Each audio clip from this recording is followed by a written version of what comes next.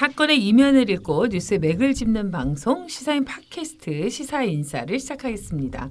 안녕하십니까. 저는 시사인 팟캐스트 시사인사 진행을 맡은 시사인 독자 대표 최강기입니다. 오늘도 세 분과 함께 할 텐데요. 한 분 한 분 또 인사 나누도록 하겠습니다. 외로워도 슬퍼도 나는 일어날래. 아침마다 뉴스를 브리핑하는 뉴스마녀 김은지 기자 함께해 주셨습니다. 네, 오늘도 새벽 4시에 일어났습니다. 네. 안녕하세요.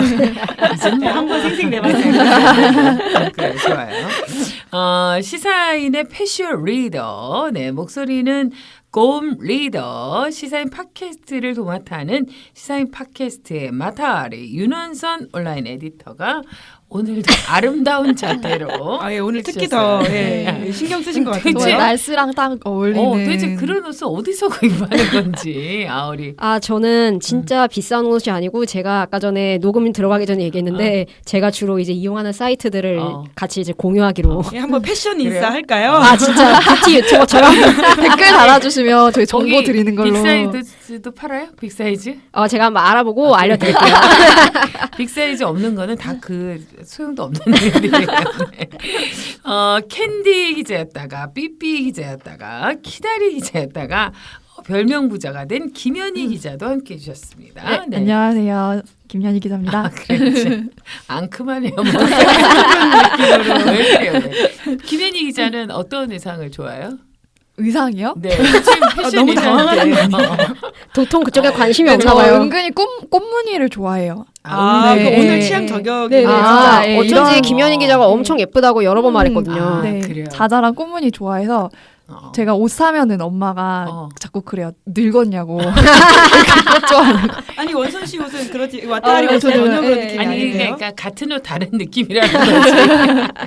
그래요. 앞으로 그 삐삐 기자가 꽃무늬를 입고 오는 그날까지 한번 기다려볼게요. 근데 주로 이렇게 늘 단정한 옷만 입고 다니고 그런 것 같아요. 그러니까 네. 다음에 방송할 때는 꽃무늬 한번 입고 와요. 그래, 은근 많아요. 그래요? 네. 은근 네. 많아요. 참나.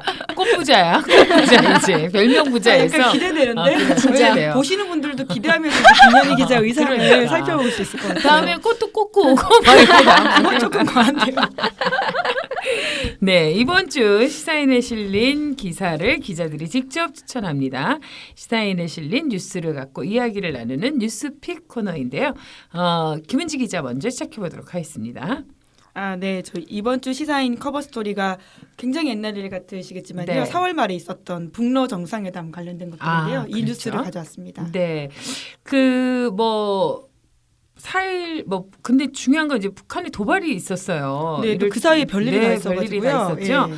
이를 둘러싸고 이제 많은 논란도 있었는데 이 한미일 정부는 모두 이런 부분에 대해서 여느 때하고 다르게 굉장히 자제하는 모습을 예, 특히 일본의 보였어요. 자제가 눈에 띄었는데요. 그렇죠. 평상시라면 호들갑을 떨면서 난리가 났을 텐데 이번에 아주 메시지 관리를 하는 모습을 맞아요. 보여요. 그 이번에 이제 이거 갖고 한미일 이렇게 남측에서 다 조용한데 특정 당만 지금 난리가 네. 났고 국내의 특정 그렇죠. 당만 지금 특정 신문만 또 난리 났고 지금 전쟁이 네. 일발 위기예요 진짜. 네. 어쨌건 근데 중요한 건 미국의 반응인데요. 그 마이크 폼페이오 그 미국 국무부 장관의 메시지를 주목해야 될 것 같습니다.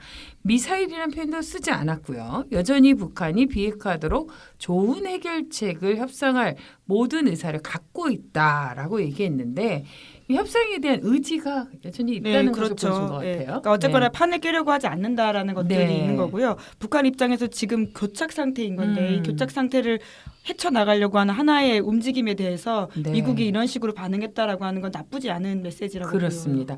이 북미 관계가 이제 곧 교착 상태에 빠져 있음에도 불구하고 이 과정이 이제 지금 김정은 국무위원장이 러시아를 간 거잖아요.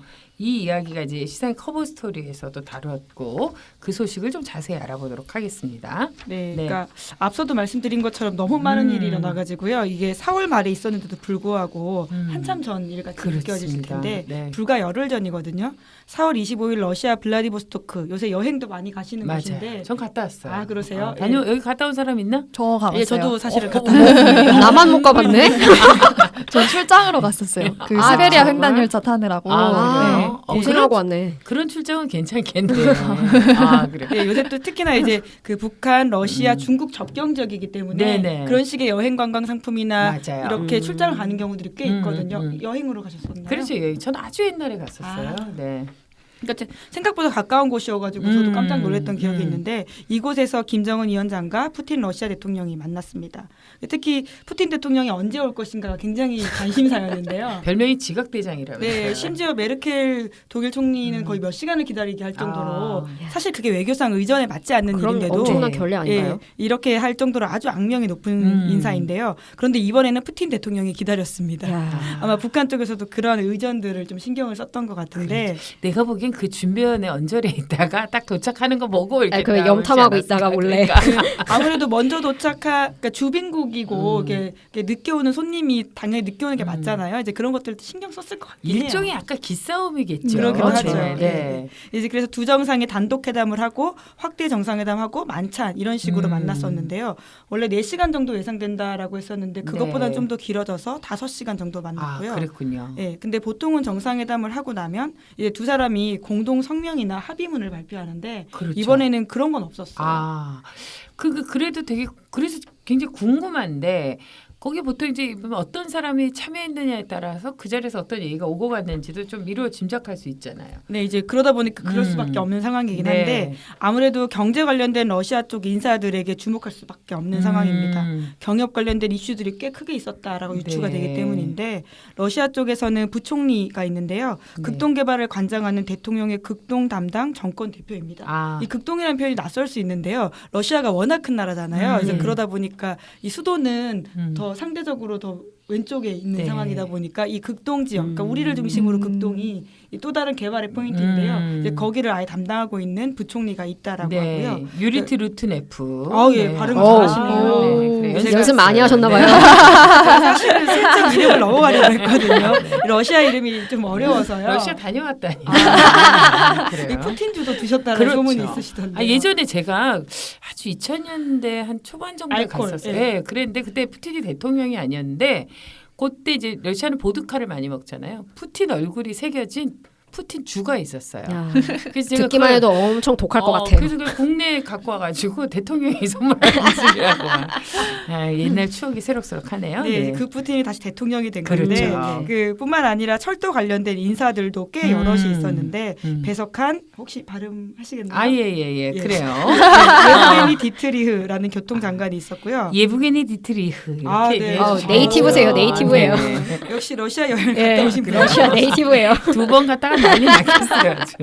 네, 그러니까 러시아에서 이번에 교통 관련된 인사, 특히나 도로 그리고 철도 관련된 인사가 나왔다라는 게 핵심이라고 할 수 있고요. 그뿐만 아니라 러시아의 철도공사 사장도 같이 했다고 하는데 그러니까 한국으로 따져보면 경제부총리, 국토교통부 장관 그리고 코레일 사장이 정상회담 자리에 있었다라고 이해하시면 좀 그려지는 그림이 좀 있네요. 네, 그러네요. 세 어느 정도 있으니까. 급인지.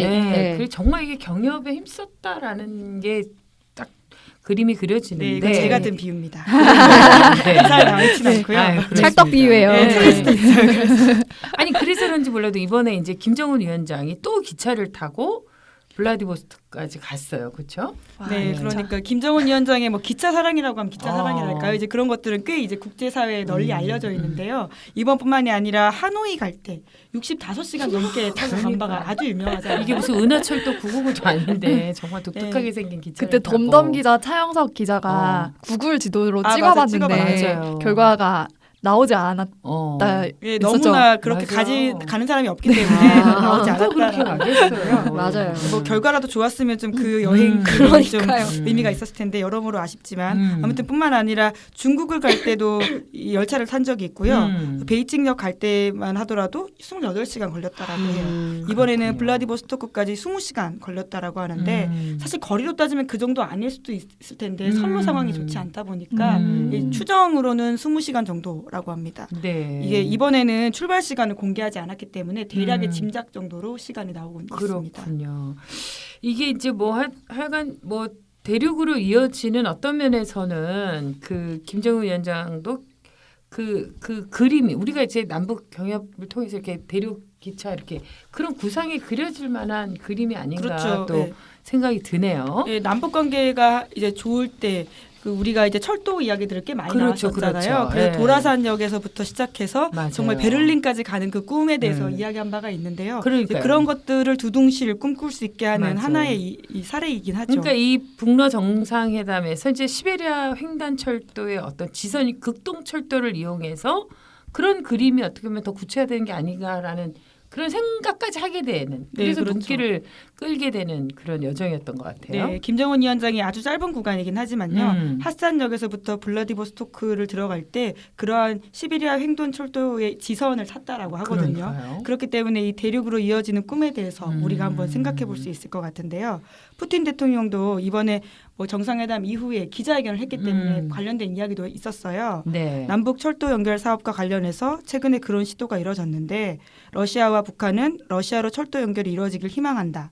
인내력을 갖고 철도 연결이 이루어지길 기대한다. 이렇게 이야기했거든요. 그렇군요. 여기서 남북 철도 연결 시도라고 하는 것이 지난해 12월 26일에 개성에서 남북 철도도로 연결 착공식이 있었는데 그걸 말하지 않나 싶고요. 당시에 러시아 쪽에서도 여러 명이 왔습니다. 네. 교통부 장관, 주 한국 그리고 북한 대사 또 러시아 철도공사의 평양 대표가 참석한 바가 있어서요. 이번에 푸틴 대통령 발언은 문재인 정부가 추진하고 있는 동북아 철도 공동체 구상에 화답하는 측면이 있다라고 볼 수 있죠.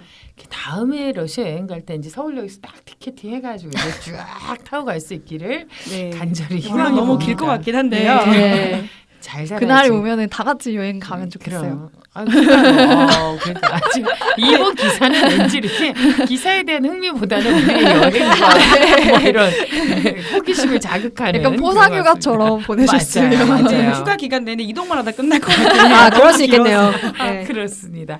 이 북러 경협의 이제 연장선상에서 북러 간에 이제 두만간 도로 교량 건설도 이제 이루어질 가능성이 크다 이런 얘기도 했거든요. 예, 저도 이번 기사 읽고 처음 알았는데요. 이제까지는 북러 간에는 철로만 연결되어 있었다라고 하는 거예요. 그러니까 도로가 없었다라고 하는 건데, 그러니까 당연히 이제 강이 있으니까 도로는 없는 건데 이제 그것을 연결할 수 있는 다리가 없었다라는 거죠. 그래서 사람이나 자동차의 교역은 쉽지 않았던 상황이 있는데 그것이 이번에 좀 진전이 될 가능성이 크다라고 하는 거고요. 그렇군요. 그러니까 2015년까지만 하더라도 논의만 있는 수준이었다라고 하는데 올해 들어서 그 관련된 논의가 활발해지고 있다라고 하거든요. 그래서 북러 정상회담 직전에 관련된 차관급 실무회의가 있었다라고 하고요. 그래서 2월 3월에도 관련된 세부적인 협의를 하고 있기 때문에 올해 안에 구체적인 세부 계획이 마련될 것 같다라는 거라서요. 여러모로 북러의 경협 상황들이 좋아질 가능성이 있고 그것이 한반도를 살고 있는 우리에게도 영향을 미칠 수 있기 때문에 좀 주목할 만한 뉴스라고 그렇죠. 생각합니다. 어쩌면 이제 중국이나 러시아나 북한하고 이렇게 그 국경 을 접하고 있는데 중국하고는 이제 교량이 연결되어 있었습니다만 예, 이제 단둥 러시아하고는 쪽에, 예. 네, 없었잖아요. 근데 이런 걸 통해서 어떻게 보면 중국이 그동안 중국에 대한 태도에서 러시아에 대한 어떤 그 태도가 좀 달라지는 건 아닌가 뭐 이런 것도 좀 유추해 볼 수 있을 것 같습니다. 어쨌건 이 북러 정상회담 이후에 달라진 북러 관계가 또 어떻게 진전을 보게 될지 이 횡단철도는 또 어떻게 구체화될지 좀 주목해서 계속 취재해 주시고요. 우리 좀 같이 가면 좋겠다. 그러니까 진짜 이 남북 평화 그리고 한반도 평화라고 하는 게 우리 네. 삶에 딱 와닿진 않잖아요. 그렇죠. 근데 이런 시베리아 횡단 열차를 우리가 탈 수 있다라고 생각하면 그 평화의 효용감, 그 그렇죠. 기능에 대해서 좀 더 알 수 있는 것 같아요. 네. 근 시베리아 횡단 열차를 타봤거든요. 아. 근데 와. 이게 서울에서부터 쫙 이렇게 갈 수 있으면 얼마나 좋겠어요. 네. 김연희 기자도 타본 걸로 알고 있어요. 네, 저도 그래요? 굉장히 네. 많은 경험을 보고 네, 이래서 김연희 기자를 예뻐해요. 네. 아, 통하시는 게 얘기가 많아요. 많잖아요. 네, 그래요.